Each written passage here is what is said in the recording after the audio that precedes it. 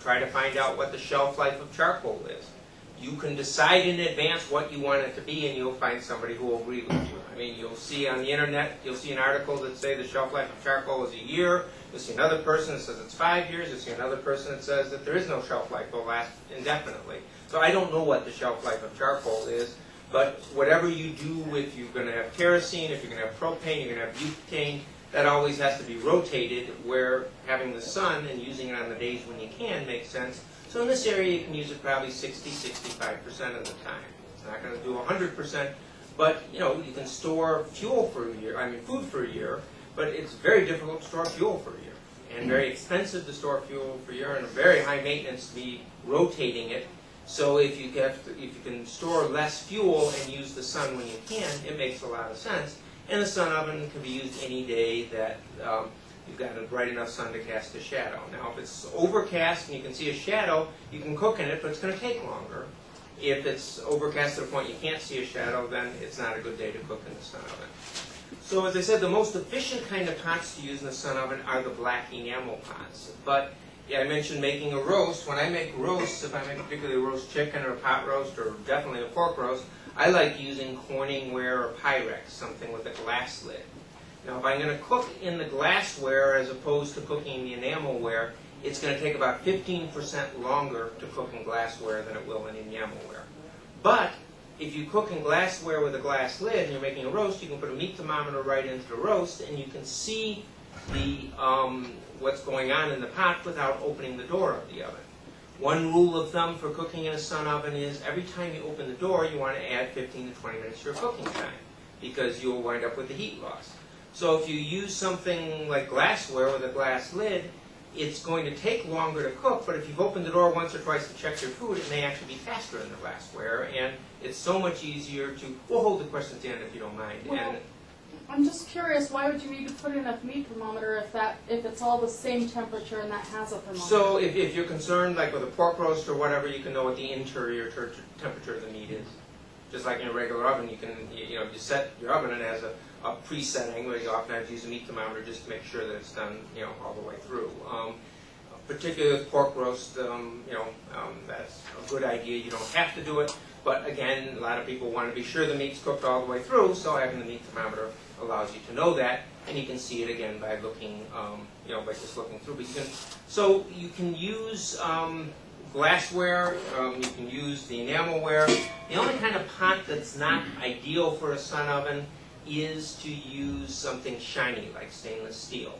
That reflects the light out of the oven and decreases the temperature considerably. Now, in a preparedness situation, if all you had available was a stainless steel pot, or you were reheating yesterday's leftovers and you really didn't want to wash another pot, if you use a stainless steel pot, just take a dark dish towel and put it on top of it so that the sun doesn't reflect out, and then you can get away with using a stainless steel pot. Now, for slow cooking, there's two ways to cook in the sun oven. One is that if you refocus it every 30 minutes to follow the sun, you'll find, like let's say I was going to make a 3-pound chicken. If I put a 3-pound chicken in the pot, if I refocus the oven every 30 minutes, I can make a 3-pound chicken in about an hour and a half. Or I could take a frozen chicken, put it in a pot first thing in the morning, just set the oven facing south, go to work, and come back at dinner, have a perfectly cooked roast. So you could slow cook by leaving it in one place, or the more often you refocus it, the faster the faster it will cook. For cooking quickly, I would not recommend using like a Dutch oven, because it's going to take a Dutch oven approximately an hour and a half more to come up to temperature than it will this. But if you're going to slow cook, and you know it's going to be sunny in the morning, and you're not sure what the afternoon's going to bring, there's actually an advantage to using the Dutch oven, because once the Dutch oven reaches temperature, the sun oven is so well insulated, then the Dutch oven retains so much heat that if you don't open the door of the oven, the retained heat of the cast iron pot or the Dutch oven inside the well-insulated sun oven will allow it to finish cooking even if you lose your sun completely. We did some experimenting during the Y2K preparedness time where we were taking and we cooked in the afternoon in Dutch ovens, closed the door of the oven, closed the reflectors overnight, 6 o'clock next morning came out and still had a hot breakfast. The Dutch oven retained the heat that long and kept the food in again because it stays moist. It wasn't all dry, so a Dutch oven does have a place in sun oven cooking, but it is not something that you want to use if you want to cook quickly. Now, I'll talk about focusing in detail, exactly how you focus in a little bit, but the rule of thumb with focusing is you always try to leave the oven where the sun's going to be halfway in the time you're gone. So if it's 8 o'clock in the morning and you want to eat dinner at 6, you say, well, okay, I know that the sun around 12:30 is facing due south, you just leave it there. If it's 2 in the afternoon and you want to eat dinner at 6, then you just focus the oven where the sun's going to be at 4 o'clock. So you just leave it halfway. You never, and I'll show you how to focus a little bit later, but you always want to leave it ahead of the sun. So as the sun's moving, it is staying ahead of the sun and will stay warm, and when you cook in it. But again, when you think about the even heat inside the oven, if you wanted to, for example, if I was going to make cookies, I'm not limited in making cookies to like one tray. I could take one tray and put it on here like this. I could take another one and put it on like this, and then stack the trays up and use several trays at the same time. Now, if again, recall I mentioned that when you cook in the sun oven, every time you open the door, you want to add 15 to 20 minutes to your cooking time. So if you're making cookies that would normally take you 12 to 15 minutes to cook, because of the opening of the door, it's going to take you 30 to 35 minutes to cook in the sun oven. And then if you add another tray, you'll add about 5 minutes of additional cooking time for each tray that you add. So one tray is going to take 30 to 35 minutes, 2 trays will take 35 to 40 minutes, so 3, 40 to 45 minutes. Now, when I said nothing burns in the sun oven, that's not quite true. Cookies will burn, but they burn evenly. So when you cook in the sun oven, seriously, because of the sugar content of the cookie, it will eventually burn. But it's not going to burn you leave it in 3 or 4 minutes too long, or 5 minutes too long. It's going to burn if you leave it in 10 or 15 minutes too long. So, but what's nice is what you see if you have the trays cross-stacked, what you see in the top cookie is what you're going to have in the bottom cookie because of the even heat. So, it is something that allows you to use it when you're cooking and have that even heat, and then increase the size of what you do in it. And you saw, some of you came when we were still baking the bread, and again, we made the bread on the leveling tray, and made 2 trays of bread two pans of bread at the same time.